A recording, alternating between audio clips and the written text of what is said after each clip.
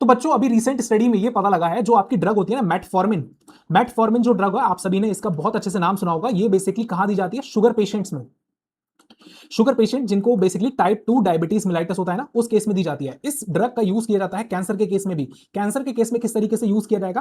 क्योंकि जो cancer stem cells होती है बेसिकली CSC सेल्स, ये अपनी जी नॉट फेज में रहती है। जी नॉट फेज में, जी नॉट फेज मतलब बेसिकली इनका एक रेस्टिंग फेज में होता है। इन्हीं की वजह से कैंसर जो है वापस से रीडेवलप हो जाता है और कीमोथेरेपी से ये सेल्स एस्केप हो जाती है, क्योंकि कीमोथेरेपी हमेशा एक्ट करती है आपकी फास्ट डिवाइडिंग सेल्स में, यानी कि वो सेल्स जो सेल्स आपकी जीवन SG2 या फिर M फेज में होगी। ठीक है, लेकिन ये जी नॉट फेज में होती है, तो इस वजह से कीमोथेरेपी से एस्केप हो जाती है। लेकिन मेटफॉर्मिन ड्रग क्या करती है? ये जी नॉट फेज अपने एक निश में रहती है। निश बोला जाता है बच्चों उसके माइक्रो एनवायरनमेंट को। वो जो माइक्रो एनवायरनमेंट होता है वो एक हाइपोक्सिया होता है, हाइपोक्सिया कंडीशन होती है। हाइपोक्सिया कहने का मतलब है ऑक्सीजन कंसंट्रेशन वहां काफी ज्यादा लो होती है। ये मेटफॉर्मिन ड्रग हाइपोक्सिया की कंडीशन को डाइल्यूट कर देती है। डाइल्यूट कहने का क्या मतलब है कि हाइपोक्सिया से वहां पर ऑक्सीजन का कंसंट्रेशन बढ़ जाएगा, और ऑक्सीजन का कंसंट्रेशन जब बढ़ेगा तो ये अपनी जी नॉट फेज से बेसिकली अपनी G1 फेज में आ जाएंगी, और ये S फेज में, फिर उसके बाद G2, और फिर G2 के बाद M फेज में।